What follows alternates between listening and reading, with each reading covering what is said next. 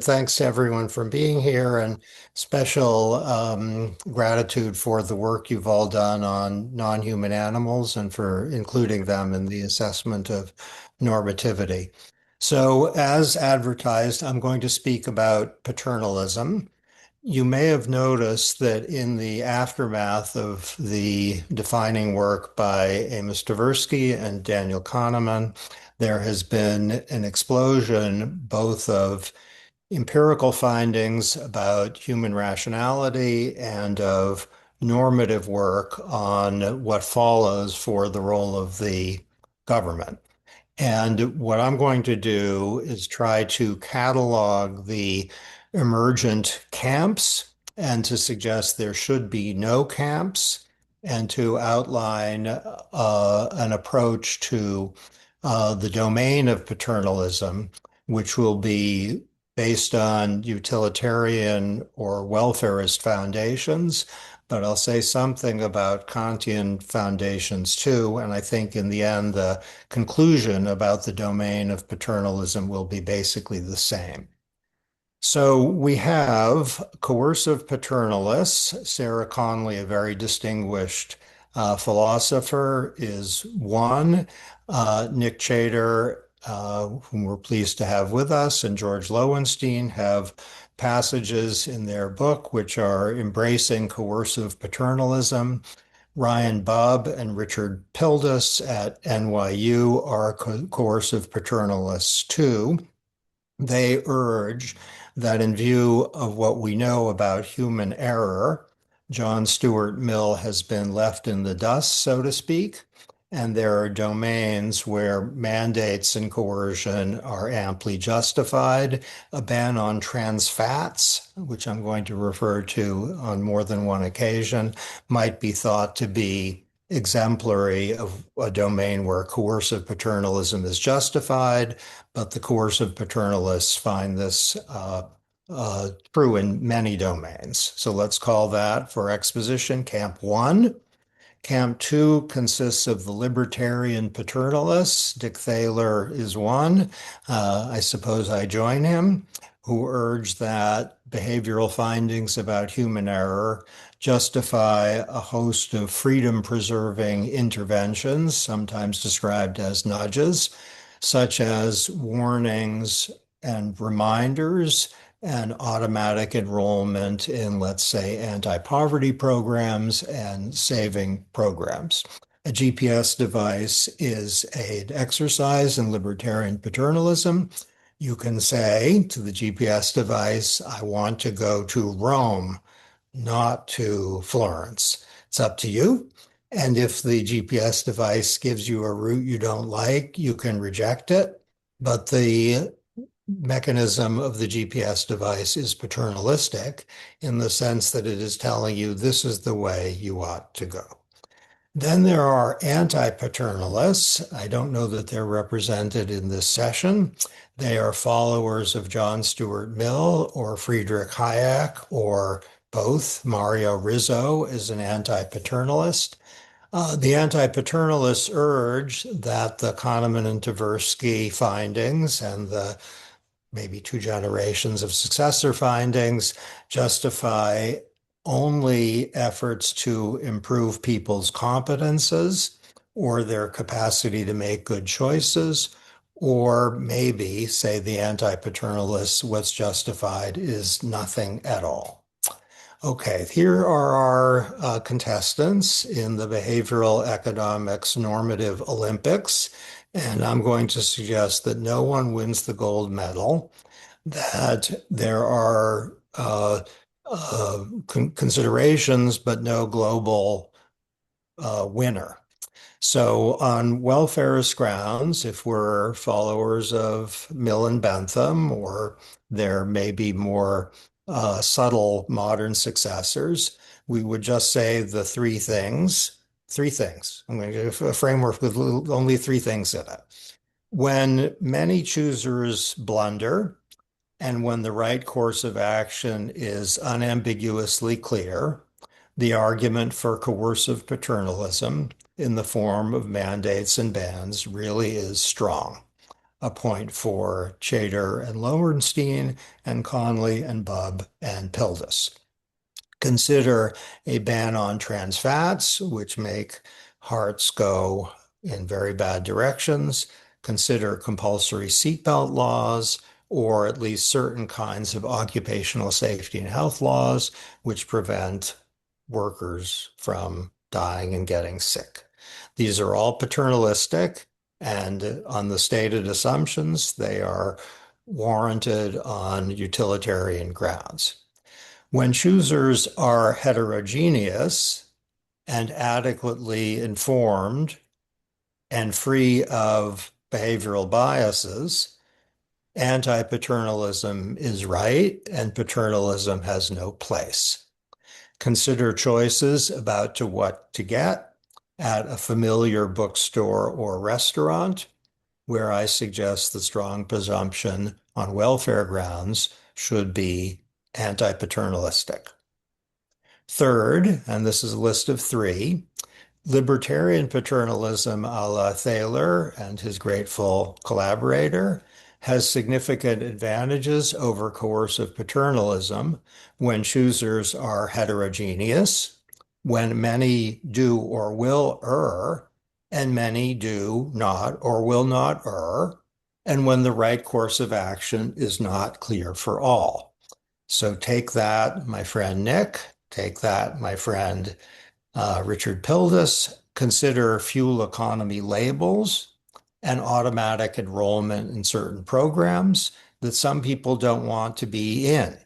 So these are the conditions under which anti-paternalism isn't a very good idea, coercion isn't a very good idea, and we ought to preserve freedom of choice. Okay, these propositions are subject to a proviso, which is if paternalists or choice architects are ignorant or ill-motivated, then paternalism might be a cure worse than the disease. This is the Hayekian or the public choice fear that the choice architects or the paternalists will be screwy in one or another way. That's the technical word, screwy. And if they are screwy, then the cure might be worse than the disease. There's another proviso, which is if learning is feasible and desirable, the argument against coercive paternalism is strengthened, and so is the argument against libertarian paternalism. Okay, that's basically the text. And since I'm a law professor, I have footnotes. And if you ever see a law review article, it's kind of like 2 pages of text and then 6 pages of footnotes. So here are the footnotes. We have to say a little bit more about our contestants. Libertarian paternalism is embodied in nudges. GPS devices, as noted, provide exemplary nudges. They are a model for many interventions that improve people's welfare and don't violate their autonomy. I was privileged to work in the Obama administration in the White House, and much of the nudging that we've done, in fact, the vast majority has survived both Biden and Trump. Consider educative nudges like fuel economy labels, allergy labels, and nutrition facts panels, also warnings for cigarettes on the pack. These are nudges that have an educative component, and others are architectural, like automatic enrollment in free school meal plans for poor kids. In this country, in recent years, millions of children have had access to free school meals because they've been automatically enrolled in them, and their parents haven't had to sign them up. Educative nudges are straightforwardly an effort to promote agency. Architectural nudges a little more complicated on that front, but since time is scarce, not to have to bother to fill out heartbreaking and confusing forms is a blessing from the standpoint of autonomy. And so long as people can opt out, freedom is preserved. So this is the libertarian paternalist catalog. It could be a little brochure that we could choose from. I'm not going to show you a brochure. Just notice, if you would, that your motor vehicle, if you have one, is full of nudges specifically meant to overcome some of the family of Kahneman and Tversky findings, including inertia, limited attention, loss aversion, unrealistic optimism, and self-control problems. So my car, and I hope yours too, will nudge you if you're about to crash into something or if you're about to switch lanes, and it will tell you, very possibly, you've been driving for a few hours, do you want to have some coffee? You might be getting tired. Those are liberty-preserving nudges. Chater and Lowenstein, in several pages of their book, they're also concerned with externalities, but several pages are very directly focused on paternalism, are in favor of mandates. The idea is simple. We know that humanity makes a lot of mistakes. We also know that those mistakes can endanger people's lives. Is it not odd to insist, say, some coercive paternalists, on freedom of choice? Isn't it ironic that many people who are impressed by behavioral findings about, let's say, uh, the use of the availability heuristic leading to mistaken predictive judgments, isn't ironic that they end up being so choice friendly? Why do they end up being liberty uh, enthusiasts, having demonstrated mistakes? Why not protect themselves, people, from their own errors? You can see in the writing of Sarah Conley, a philosopher I greatly admire, exasperation at the liberty enthusiasm of people who have produced or who are impressed by behavioral findings. And Chater and Lowenstein are exasperated too. So, in the domains of retirement plans, healthcare, and food policy, they are in favor of coercive paternalism. And I want to emphasize, I'm not speaking of externality reduction. Now we need our third camp. Ralph Hertwig, Till Grunyanov are enthusiastic about boosts, increasing people's competence, and everyone should have that on their view screen as what they see as an alternative to nudges.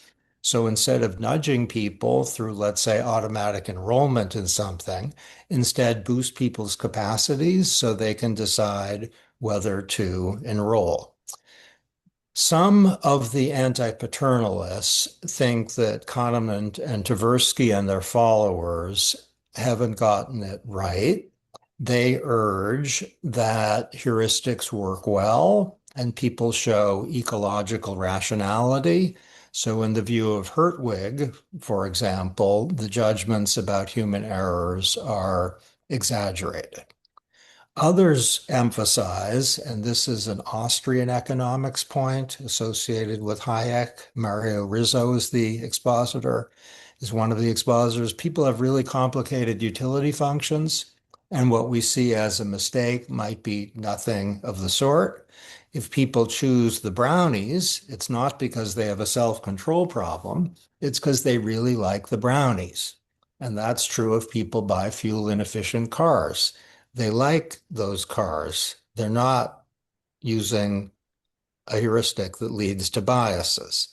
So there's a point about ecological rationality, there's a point about diverse utility functions, and then there's a point about the constant risk of government error.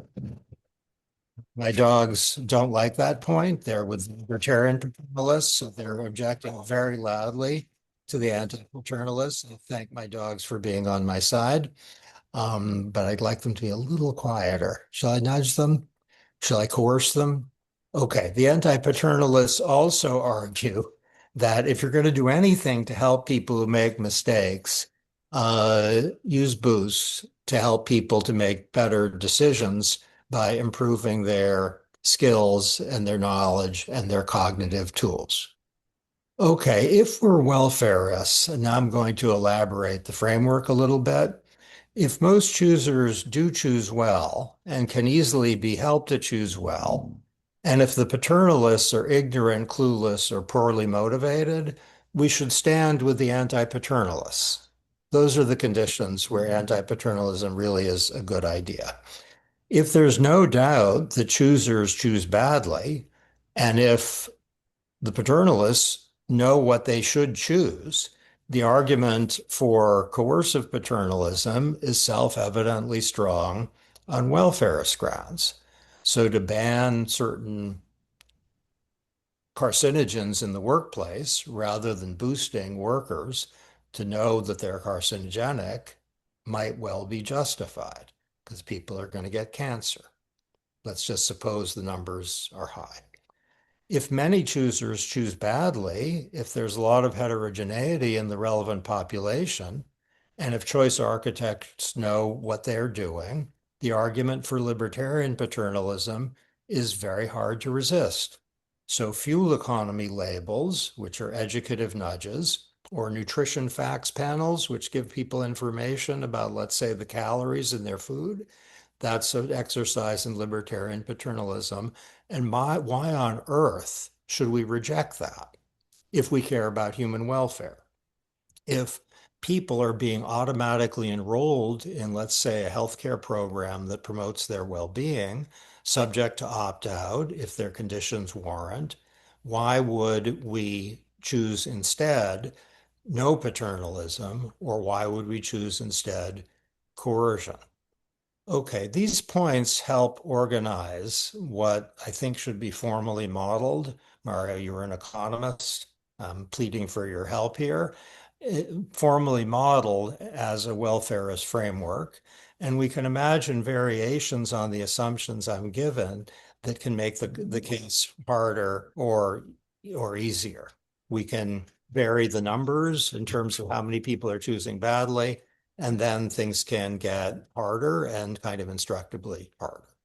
Okay, if we are Kantians and don't think that utilitarianism is the appropriate normative foundation, then we have a different avenue to travel on.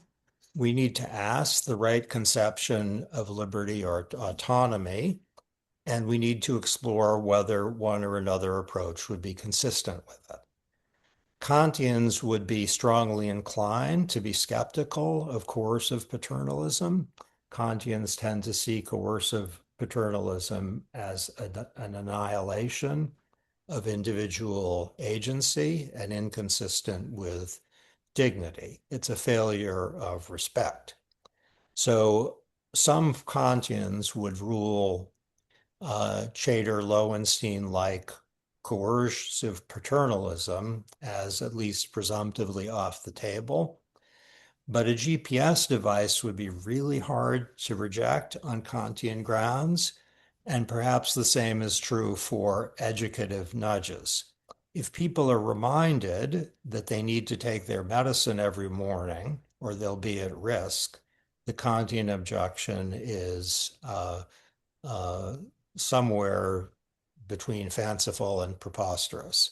If people are buying a product and it tells them there's a label nudging them to attend to its characteristics, the Kantian should nod approvingly rather than scowl.